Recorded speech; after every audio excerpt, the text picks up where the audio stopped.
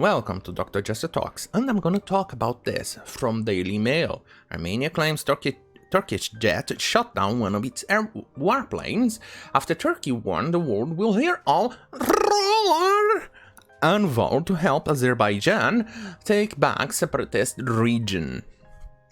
And just as you know, a little bit of context, which I like to do sometimes, is that Turkey has produced genocide they kind of do not want to recognize of the Armenians. It's they were so good at it, they were so good at that genocide that the Nazi Germany's Nazi Germany, not Germany's Nazi Germany kind of copied some of the systems that they used to, well, produce the genocide that you saw of the Jews, Gypsies, and others in that region. They copied, they even got inspired as well on other things that they used to support the genocide. The Turkish was really good at it. In fact, to this day, they still refuse to recognize the genocide they did against the Armenians. Another thing that I'm gonna give you a bit of a context, and that it's kind of mentioned here in this article, in a very long article, but it's they kind of stretched it out, but I think I understand why. They try to explain a bit the conflict, even though the article in on itself only talks about the conflict of what happened between those two airplanes. But this is interesting. Turkey has been kind of a wild card, kind of like something that you're unsure of what they are going to do. Kind of like in Warhammer 30,000, they're kind of the world eaters. They love to spurg out, they attack everything they see fit, but it's a tool. Either way, let's keep going. You're gonna see why. President Erdogan spokesman Fahrettin Altun said Turkey stands with Azerbaijan, our friend and brethren. See, you're gonna see why. Soon enough, why this is interesting. Armenia claimed one of its Soviet-era Su-25 jets downed by a Turkish F-16 that took off from Azerbaijan. The F-20... seriously? Su-25 is this one. Hey, it should have been loaded. Here, as you can see, this is the design that what you're looking for. It's a pretty much... it's an okay... I'm gonna say it... it's okay for what it does. It's not stellar and not great. It's pretty much similar to other Soviet junk flying jets or bricks that you pretty much just strap engines on with. It has a lot of flaws here and there, but it's okay for what it does. It carries a lot of stuff, but it doesn't have much range. And it's not that great in and of itself. It's good on one thing, that it's kind of superior to the plane that it tried to copy from. It's that it's good at off runway takeoff or on unpaved runways. For instance, as you can see on the very big large wheels that it holds, that's really good for that unpaved or unprepared airfields, or you can even take off on places that doesn't even have an airfield. Anyway, this airplane was in fact the best guess, or the best idea that the Soviets had, that because of the airplane that the Americans were building, which became the A-10. But before the A-10 was chosen, they had the A-9, the YA-9, before they chose the YA-10. You're going to see why. Because the Soviets were very, very sure that the YA-9 was going to be chosen, and they thought, hey, let's cut the chase here and let's copy the design, more or less, with some of the superior Soviet technology, and improve the design a little, and do this. As you can see, here is the YA9. Eventually, it wasn't chosen by the Americans, but you can see, for instance, the position of the engine, the wing design, and everything else. It's very similar to the Su-25. You can see it here. And the NATO name for the Su-25 is the Frogfoot.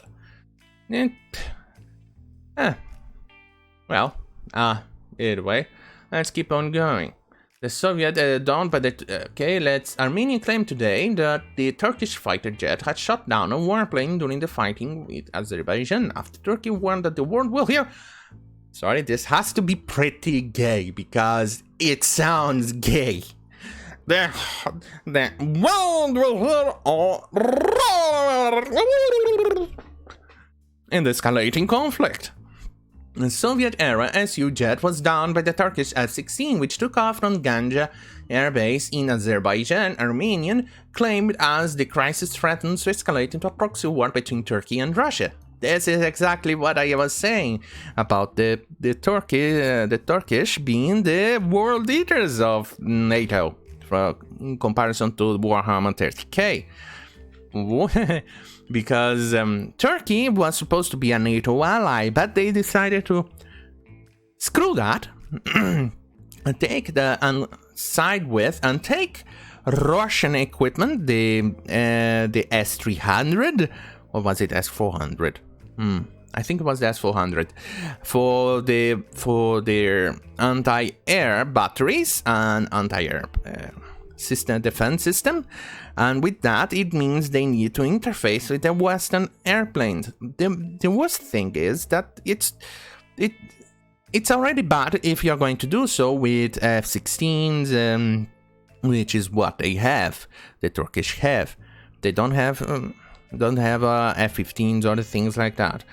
But the problem is, and it's already bad if they try to interface it with F-16, because it means you actually have to give proprietary code, secret code, classified codes, so they can interface between the both of them, because that's how it is done on this day and age with technology, and it's an advantage. But the biggest problem is that the Turkish wants the F-35. They invested on it, and they were part of a production plant, or it produces some parts of the F-35, and they were slated to receive the F-35s pretty much soon after. But to interface between them, you would need to give a classified code of the F-35 with the S-400 batteries, and Russia would get access to those codes. But even worse still is that Russia and the batteries would then need to get the aircraft, the stealth design and other things of the aircraft into that battery. So it was pretty much given in to the Russians, like Obama did with the F-35's codes and the RQ-70. I believe that's the name of the drone that the Iranians hacked or drove into the Iranian territory, that Obama should have at least released a rocket or a missile or something to completely destroy it. But they didn't. But he didn't. And, well, now the Iranians kind of cheated and copied, and the Russians had access to the entire thing. It handed to them. And Trump and the Americans couldn't have that. Even I, which I am a staunch supporter of the F-35, could not have it. Could not even support the idea of that happening. Because it's a technology, the F-35, it's an amazing plane. It might not have the speed or the agility of the F-22, but its technology dwarfs the F-32, not 32, Jesus Christ, the F-22, the F-22, the F-35 dwarfs the F-22 technology for the sensors and integrations. For instance, you can even look through your cockpit based on the information of cameras that is present all around the F-35 airframe. It creates an image for the pilot, and the pilot can see through the airframe itself. You can look down on the airplane and you can see the ground. That's amazing. That's technology the F-22 does not have, and they need to update the F-22 with that technology. Anyway, That's why it's kind of why it was a no-no, and eventually Turkey got kicked out of the F-35 program. And just making sure I don't say something stupid again like the F-32. Damn it. It got kicked out of the F-35 program, and the parts that were being made in Turkey kind of got cancelled and reallocated to America. And the airplanes of the F-35 that were destined to the Turkish got repurposed. I think they are kind of upgrading to the either American standard or some other country that is going to receive it. They need to change a few things because it was made specifically for Turkey, following Turkish standards that they requested. So they need to change it to fit the standards of the other countries, and that's completely nothing. Every single airframe does that. Every single country does that produces airplanes and etc. That's completely and utterly normal. And the pilots that were in fact still training on the F-35s when the decision came out, they got kicked out of America.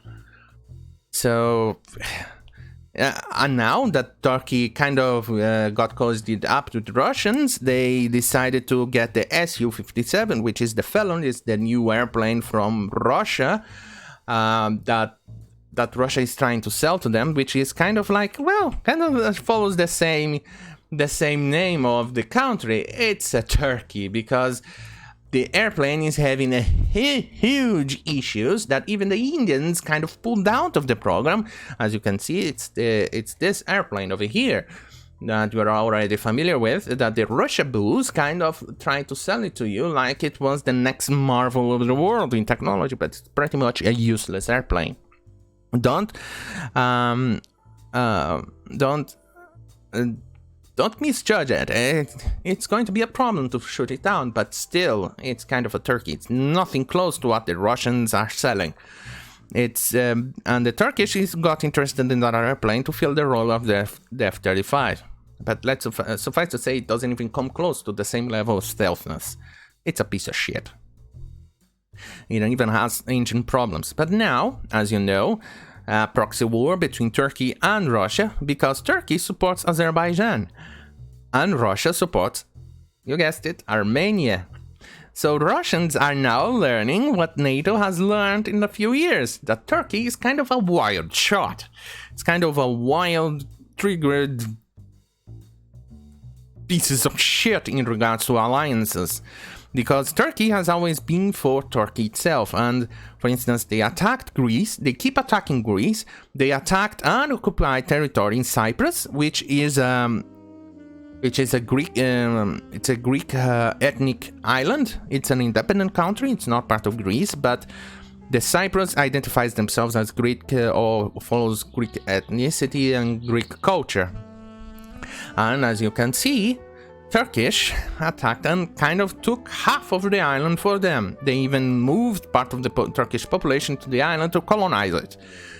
And they criticize Israel for trying to defend itself against the Palestinians. And in fact, the Turks and the Turkish government is completely against the peace deals between Israel and Bahrain and Israel and United Arab Emirates.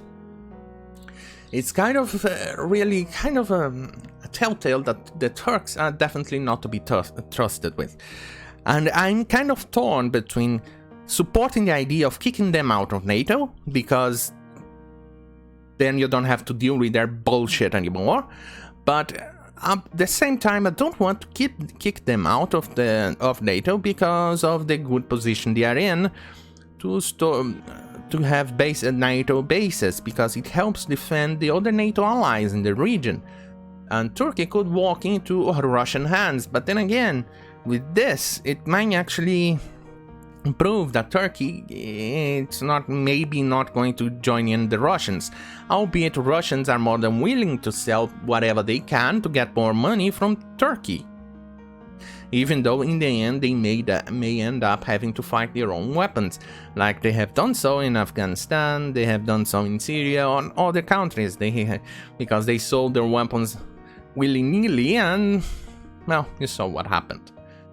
And another thing that I want to mention is that Greece, which keeps suffering under Turkish rule, Constantinople should have been Greek, not Turkish. Anyway, is that they are buying French airplanes, the Rafales. Rafale. Oh, you get it. They are buying those airplanes to fight the Turks. Anyway, back to the article, which is not much. Let's say separatists in the region, which is mainly inhabited by ethnic Armenians, are fighting for secession from Turkish-backed Azerbaijan. The dispute has led to decades of unresolved violence. And then they talk about here about mostly of the content of the armies of each one of each country's armored vehicles. Then it tells it mentions about how many people have died between both of them, mostly on the Armenian side, who got suffered about the Azerbaijani attack, because Azerbaijan is kind of a Muslim majority country, Armenia is mostly a Christian country. So you know why the Turks are supporting Azerbaijan. Anyway, Armenia last night accused of Turkey for supporting Azerbaijan to carry out a genocidal act. It's like I mentioned at the beginning of this video, that Armenia suffered genocide from Turkish, and the Turkish apparently still hasn't abandoned the idea of committing genocide against the Armenians, apparently. And here it is, the bit of information that I talked about, that Russia is more in support of Armenia, because the Kremlin has a military base in Armenia, but has called for the hostilities to be immediately ended, warning Turkey not to add fuel to the flames by raising the prospect of intervention. See, that's why I said that Russia is now understanding and experiencing the Turkish backstab. We all know that has happened with NATO, because Greece and Turkey also has fought between them. Turkey mostly peaceful, left in there, but then Turkey goes on and attack them. As you can see, it's the Turkish backstab. And the interesting here that I want to comment in regards to Daily Mail is, why did they select an F-16 to what looks like an M60, but I cannot be sure, to represent the Azerbaijani weapons? But the Armenians are definitely suffering out-equipped by the Azerbaijani, even though Azerbaijan mostly have Russian equipment, because this used to be a Soviet state in the past. Now, another thing that I would like to mention is why they have added an F-15 for the Turkish, when we all know the Turkish do not have F-15s. And then they have, they show, I think this might be the AJ, or I forgot the name of the tank that the Turkish have developed. I think that's what it is in this outline, but I cannot be sure. Either way, at least this one seems correct. The Armenians, on that note, I do wonder if the Armenians have any Western equipment, or if Armenia is part of NATO. Is Armenia NATO countries? Let's make sure about that. I should probably have done this before I made this video, but let's keep on going. Bulgaria, Canada, Croatia.